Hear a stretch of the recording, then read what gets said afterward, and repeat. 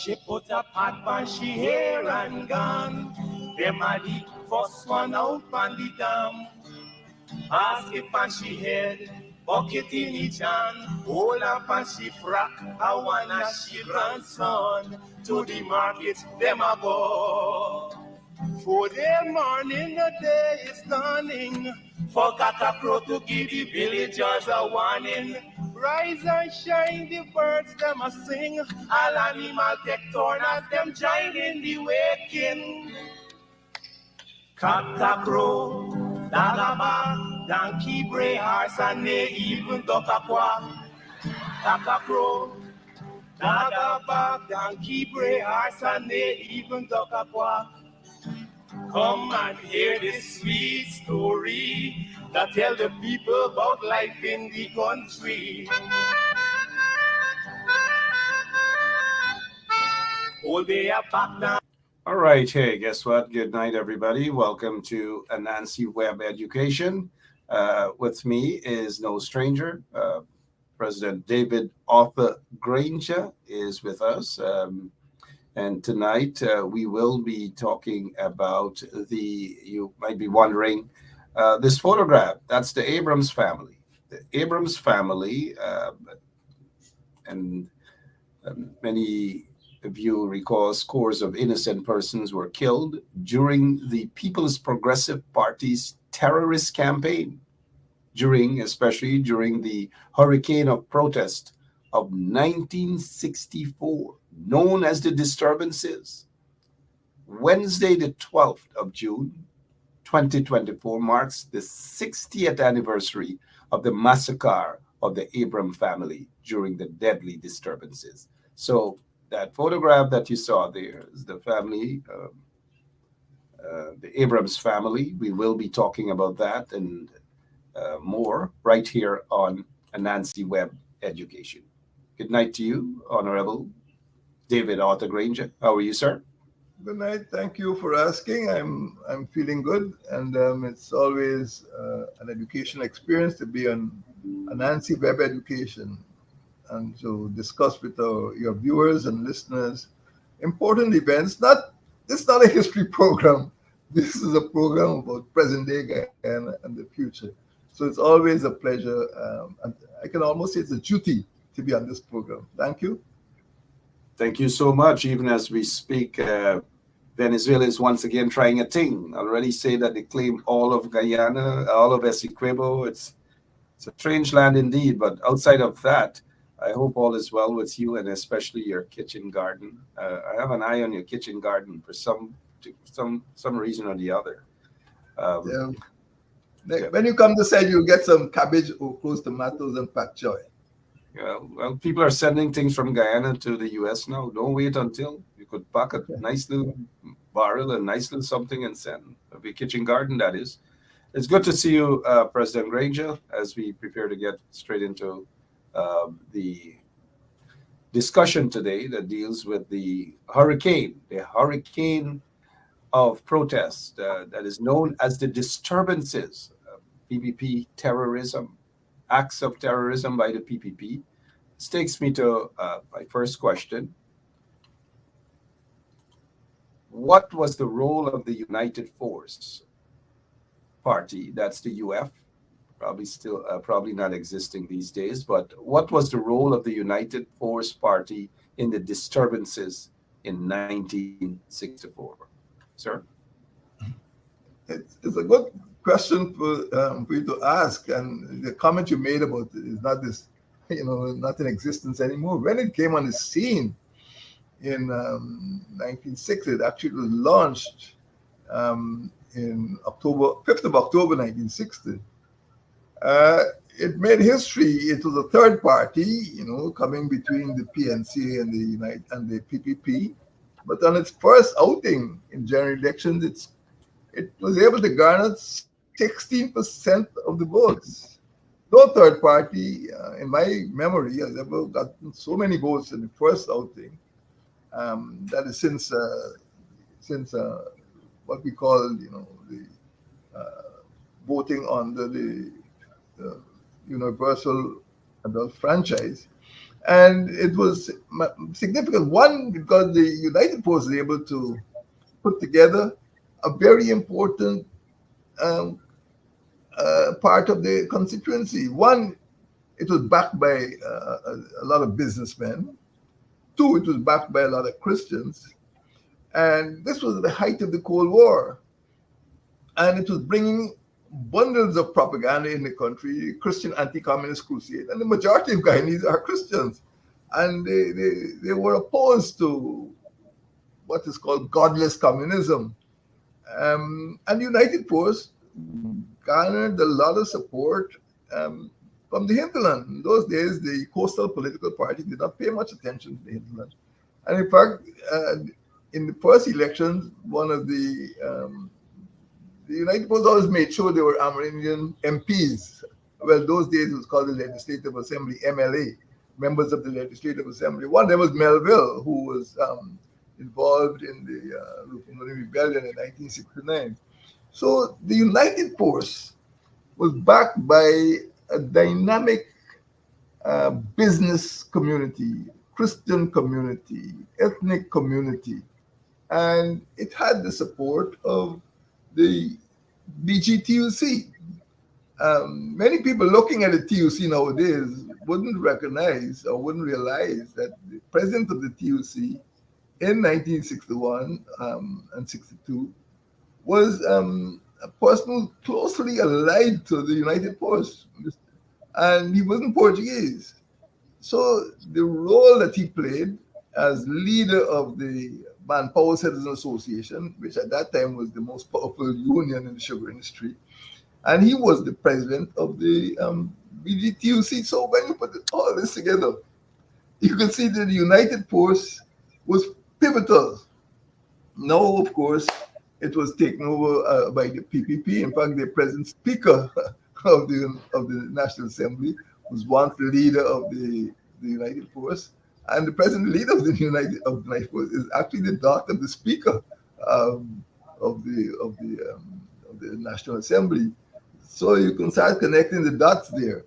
But I would say that the role of the United Force is often underestimated, but it brought a new energy into the political relations in Guyana, onto the political landscape, bringing a lot of Christians, Amerindians, businessmen, people opposed to communism, uh, became very articulate. And the United Force had a powerful paper called the Daily Chronicle, which at that time was owned by the leader of the United Force, and managed by a relative of the leader of the United Force. And it also had a clandestine radio station. And it, of course, it wasn't licensed or registered. And they were able to put out propaganda on a daily basis, and very hot and hostile propaganda too. So it was really a thorn in the side. Well, I think there can be other descriptions. A thorn in the side of the PPP, and I would say its role. I don't want to use words like constructive or destructive, but the leader of the United Force he said the mission is to oppose, expose, and depose the government. I think other people have tried to use that expression, but I think it's attributed to Mr. Peter de Geer. His purpose in life was to oppose, expose, and depose the PPP. So he was not faking. He was not, shy of attacking the PPP, and the PPP was not accustomed to that. The PPP, I think, most times he was not prepared to talk in friendly terms to the PPP. The PPP was not prepared to talk in friendly terms to him, and they were enemies. They were not rivals, enemies, I would say. And the role of the United Force was critical, and many people like to cast the disturbances in ethnic terms, like to paint it in ethnic colors, as if it was African and Indian, but actually it was deeper than that. It was deeper than skin color, and it was deeply ideological, and it was a fierce rivalry between the the PPP and the United Force, more than between the PPP and the PNC. Um, when you walk down Water Street in 19 in the mid 1960s, you were going to shop at Rodriguez, at Finance, at Betancourt, Carey's, Duarte, Mendonca's, JP Santos. These were the big commercial enterprises. And there was no other ethnic group which had a strong commercial footprint in Guyana in the mid 1960s, like the Portuguese. And I say this not from an ethnic point of view, but from the point of view of a corporate community. And this is what the PPP came face to face with. No organization had a similar uh, PR machine, with radio. Those days there was no television, but certainly there were radio and newspaper. And it used, Mr. The guy used his newspaper to attack the PPP relentlessly, to expose, depose, and expose the PPP, expose, depose, and oppose the PPP day after day. And when you see the report, the British government report on the 1962 crisis, there's a whole section, headline news from the Daily Chronicle. It was serious. Serious indeed. I guess that's where, after the correlation between the PNC and the UF, that's where we now have the Guyana Chronicle, came from the UF. Well, it was nationalized. It became state property after the decline of the coalition broke up in 1968 because some members of the United Force saw that the activities of the leader of the United were conflictual and confrontational. They were not helping to develop Guyana. Many of them left and joined the PNC. And after that, some of the enterprises collapsed, and many of the Portuguese businessmen migrated. The terror of seeing what happened to the Abraham family, just people just couldn't stay in a country like that, and businesses were closed, and the whole character of the central business district, the whole character of Guyanese enterprise changed after the mid 60s. And this wasn't the doing of the PNC, this was the doing of the PPP. The terrorism of 1964 really drove a lot of people out of this country. That's the truth. Indeed, terrorism, acts of terrorism by the PPP. We've seen signs, lots and lots of signs these days, 2024, Leninism, bullyism, you name it. It takes me now to our second question.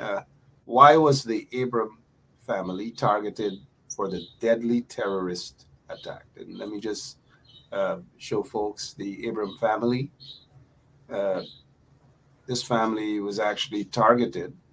They were targeted for the deadly terrorist attack under the PPP, or said to be by the PPP regime, directly by the PPP regime. Why, Mr. Granger? There are several factors which help to explain why this particular family became the target. First, the United Force, established in 1960, established something called the Guyana United Youth Society in 1961, July 1961, a few months after the party came into existence. It was very strong, very vibrant. The GUYS, the PPP had the PYO and the PNC had the YSM, but the United Force had the GUYS. And they had strong countrywide membership. Now, Miss Anne Abraham was an executive member of the GUYS. She was a young bank clerk working at the Barclays Bank, DCO. It was then called DCO, which meant Dominions, Colonies, and Overseas. It's the main imperial bank in Guyana. The site is what is now GBTI in Water Street. So she was a clerk at that bank. So A, you had the GUIS. B, she was a member of the GUIS and she worked at a bank. Third, the PPP always denied its connection to the USSR, at least its reliance on financial support from the USSR. The USSR, the Union of Soviet Socialist Republics. This was a huge, if you want to call it, empire.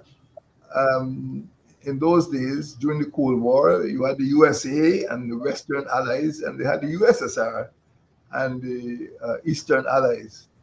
And the PPP was getting help from the USSR, and it denied it was getting financial help from the USSR. But they backed the money. Of course, those days we were a colony, and there was no direct financial contact between the USSR and British Guyana. The money had to pass through London, the Barclays Bank DCO. And the officials in the Barclays Bank, obviously, they saw the money transfer documents. So in 1963, soon after the general strike, Miss Abraham was charged with seditious libel for stating that, and this statement came through the Daily Chronicle newspaper, alleging that the government of British Guyana was receiving money from the government of the Union of Socialist Republics.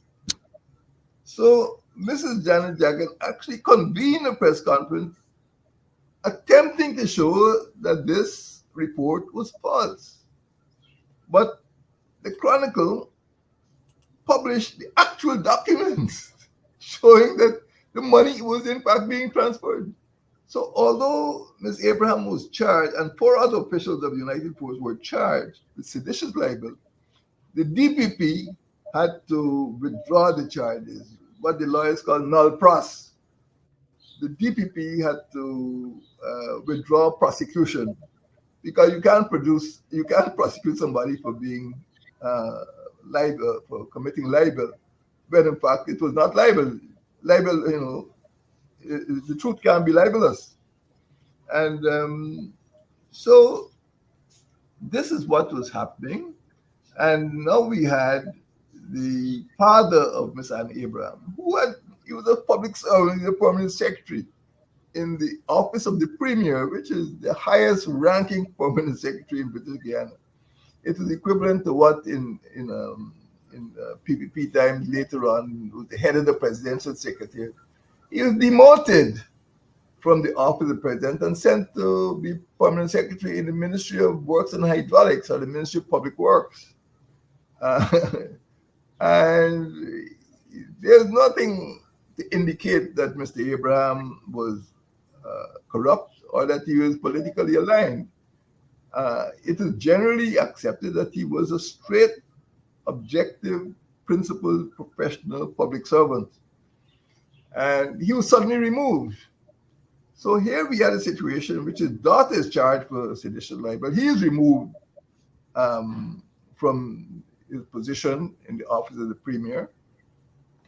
And the DPP enters a null pros. So you can see there's more in the mortar than the pestle. Now, Mrs. Janet Jagan, who was General Secretary of the PPP at that time, was Minister of Home Affairs. But at the beginning of April, I think she resigned.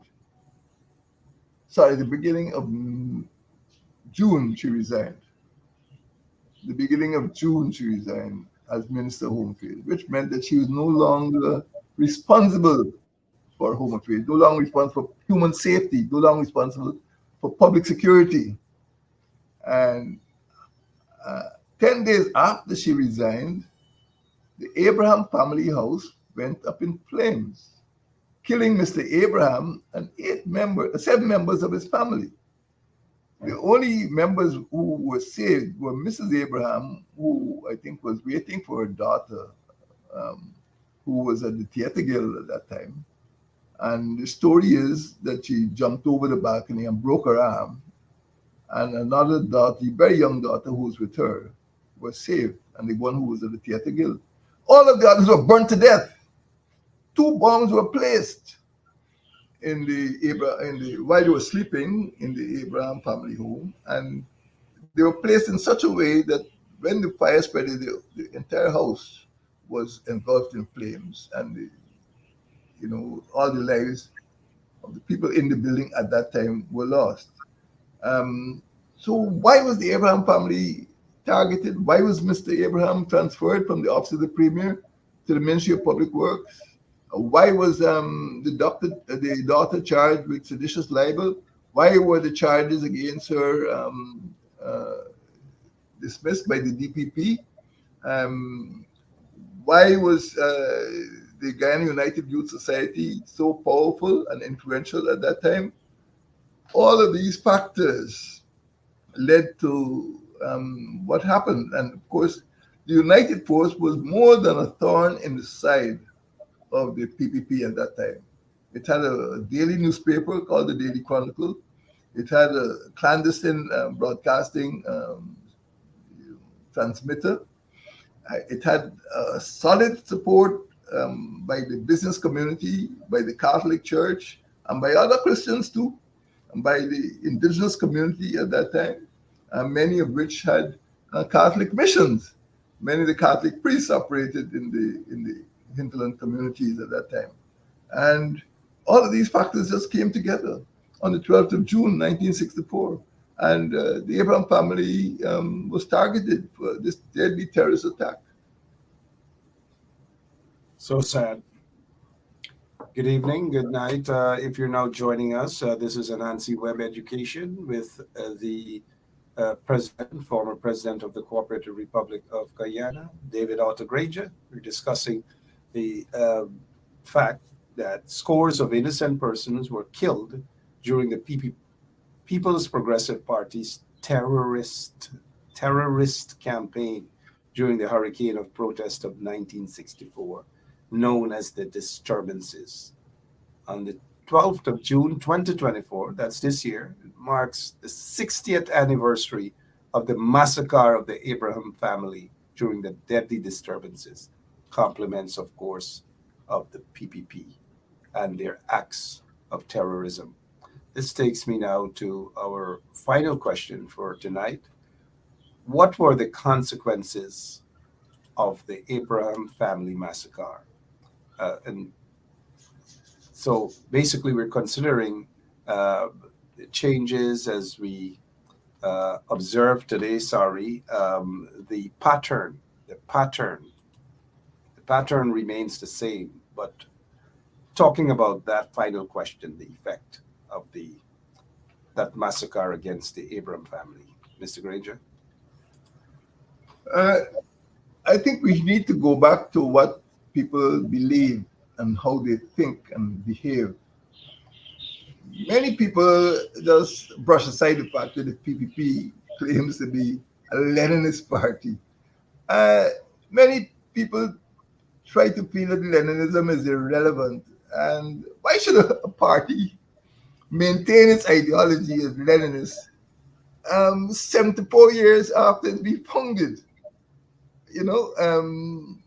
Why didn't they get rid of it if they don't believe in it? They held on to it because they believe in Leninism.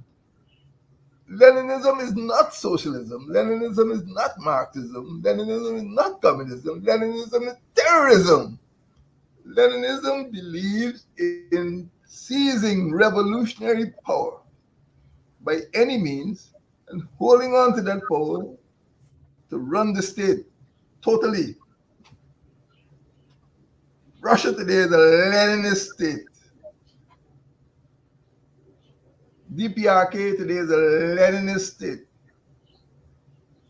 My friends, this seems to be very difficult for people to understand And it, unless you understand it, you can't understand the PPP mindset. The PPP is not a democratic party. It's a Leninist party. It's not a Marxist party. It's a Leninist party. And it believes in total control. You just go back and listen to what people were saying when they go into these villages, Belgium and Mocha Arcadia and Ithaca, during the local government election. Total control. That's all they're interested in. So when we talk about the consequences, you're talking about the fact that you had and you still have a party which believes in total control. It doesn't believe in power sharing. It doesn't believe in social cohesion. It doesn't believe in even consultation. It just believes that its way is the only way, right or wrong. It's going to be that way, and they will destroy social cohesion. They destroy the Ministry of, you know, of citizenship. They'll destroy, the public service staff college, because their way is the way, and they don't want to pay attention to other approaches to dealing with anything, public security, national development. That is the Leninist way, total control. So what we have here with the Abraham family massacre is the concretization or the solidification of that attitude, that 74-year-old attitude of the PPP. In short term, a short term examination would show that um, we had a family which was regarded as being a traditional, God fearing Catholic family 50 meters away from the Cathedral of the Immaculate Conception. And it triggered the migration of Portuguese and the collapse of Portuguese enterprise in Ghana. That was the first obvious consequence. Um, Secondly, it showed that the PPP was prepared to use any means possible um, to maintain power. And in 1964, the stakes were that if the orders of the British government were enforced, that is to say, if the PR election system was to be imposed, the PPP would lose its majority. If elections were not held, PPP would lose its majority. Because they wanted to stay in power until the next year after independence. They wanted independence right away under the old electoral system. So the PPP was committed to making Ghana ungovernable. So one of the consequences of the massacre is that the PPP demonstrated how serious they were. That they were able to wipe out a family, children, mother, father, everybody. Well, not the mothers, the children, the father, and the children, in order to get its own way. There's no negotiation. Um, Resistance meant death. Um, the other consequence, of course, is that hundreds of people died. The Abraham family must have been the first family massacre, but after that, you had things like the Son Chapman atrocity. But that was another massacre, and several other massacres took place around the country. So the Baku was out of the bottle, all hell broke loose. And the PPP was receiving weapons from communist country. It was receiving money from communist country. Members of the PYO were being trained in communist countries. Um, some of the people that they celebrate, like Michael Ford, had been trained in communist country to practice terror and sabotage. So the consequences were that a lot of bloodshed was brought into this country. Weapons were brought in this country. Uh, Money from the USSR was brought in this country to make this so-called revolution. And a lot of innocent Guyanese in the villages throughout the coast were involved. You didn't have to be involved in the sugar industry. You didn't have to be on strike. Some people, school children were killed. Families were killed. So the consequences are immeasurable. What happened to Guyana during the disturbances and the Abraham family massacre was symbolic, although many people, for different reasons, maybe for religious reasons, ethnic reasons, don't want to make much about it. There are people living today who knew who was responsible for that massacre. They speak about everything under the sun, but they never speak about the massacre. People whose relatives knew about the money transfer, up now in big political parties, but they never say this happened. My father, my brother, my mother, my whatever knew what was taking place. There is a conspiracy of silence, and that has affected, you know, not only political relations but social relations again. They speak about a death here or a death there. They don't speak about the central issue of the decision that was taken to wipe out this family. And that, until they come to terms with it, until they come to terms with that, they won't come to terms with themselves and this theory of Leninism that the PPP still hold on to. And you can see that in every aspect of government, local government, central government, the PPP attitude of Leninism still remains. So, what were the consequences of the Abraham family massacre? Yes, it wiped out the family. It destroyed the Portuguese business community. It made relationships in Guyana, personal, social, political relationships, more hostile than ever before. Um, and this is the type of mentality which we saw again in the troubles. When the PPP returned to office in 1992, was their way or no way. And unfortunately, I think the legacy of the Abraham family massacre was not explored by people living today who knew who was responsible for it and who knew the thinking behind it. As a result of that, the thinking continues. And Guyana will never overcome the horrors of the past unless it overcomes the horrors of that massacre. It explains a lot about how the PPP operates. And until we deal with that issue, we will always be hostage to that bitter memory. So sad indeed. The Abrams family act of terrorism on the part of the PPP regime. This is so sad.